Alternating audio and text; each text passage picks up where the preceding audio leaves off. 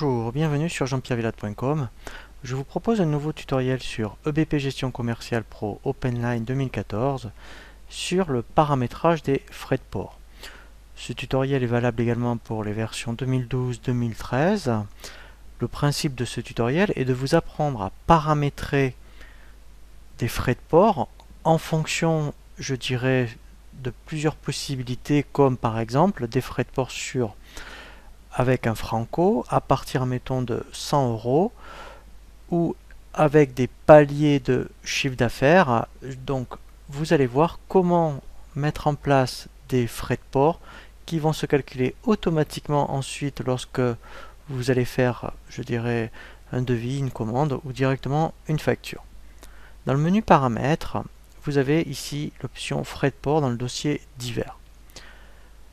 Nous allons ajouter un premier frais de port. On va mettre frais de port. Alors au niveau du code, c'est vrai qu'il faut mettre des codes assez courts.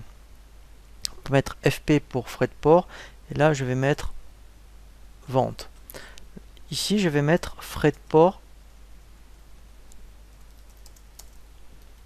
voilà, sur montant. Ça veut dire qu'éventuellement, dès que des clients atteignent 100 € de commande, ils auront un franco de port.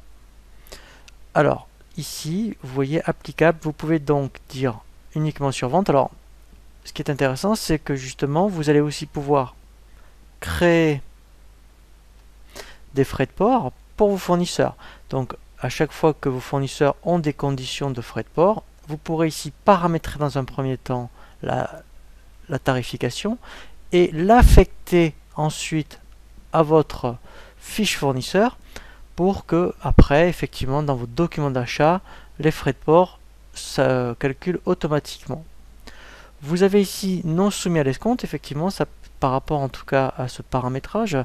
Si c'est par rapport à un montant de commande, si éventuellement vous avez des escomptes accordés, eh bien, soit vous tenez compte, si admettons, voilà, moi je considère que j'applique 100 €, je dirais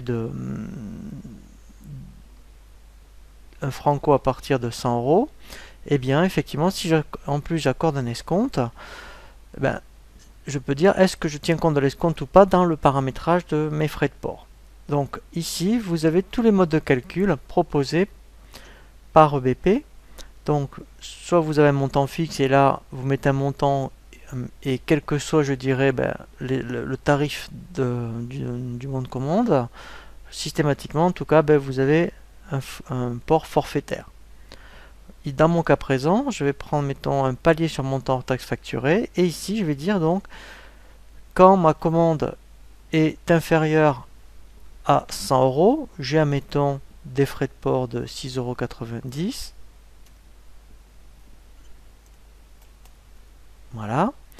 Et au-delà, donc là, pour me dire, mettons, jusqu'à l'infini, je vais mettre, mettons, vous voyez, ici, voilà, au moins 5 ou 6, 999. Et là, je vais mettre 0. Ça veut dire qu'effectivement, là, on va faire une simulation après au niveau des commandes. Eh bien, quand la commande sera de 50 €, j'aurai 6,90 € de frais de port. Et si elle est de 150 €, j'ai un franco. Ensuite, très important, l'onglet comptabilité. Effectivement, ici, vous allez donc indiquer le compte comptable, puisque vous voulez après le faire ressortir au niveau de votre comptabilité. Il faudra mettre effectivement ici le compte comptable par défaut. Donc ici, admettons, par rapport au 20%, vous mettrez ici votre compte comptable. Donc là, mon paramétrage est terminé. Maintenant, je vais l'appliquer à un client. Voilà. Donc je vais prendre, mettons, le client GESPI. Je vais aller dans l'onglet Gestion. Ici, je vais donc mettre frais de port sur montant. Voilà. Je vais donc maintenant faire une simulation. Donc au niveau des commandes, voilà. Alors ça aurait pu être aussi au niveau d'un devis, pourquoi pas, on va faire par rapport à un devis. Donc je vais ajouter.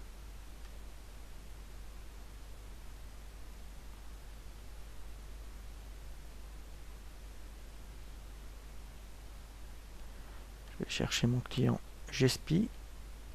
Voilà. Et là, je vais donc prendre un article. Donc, admettons, je vais prendre des figurines.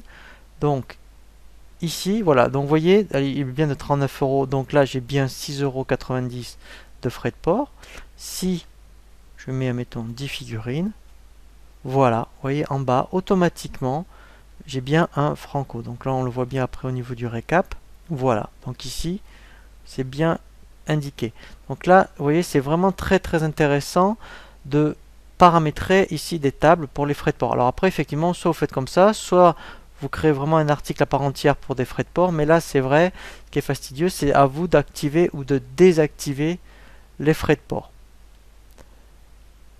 Voilà pour le tutoriel sur le paramétrage des frais de port. Je vous dis à très bientôt sur jeanpierrevillette.com.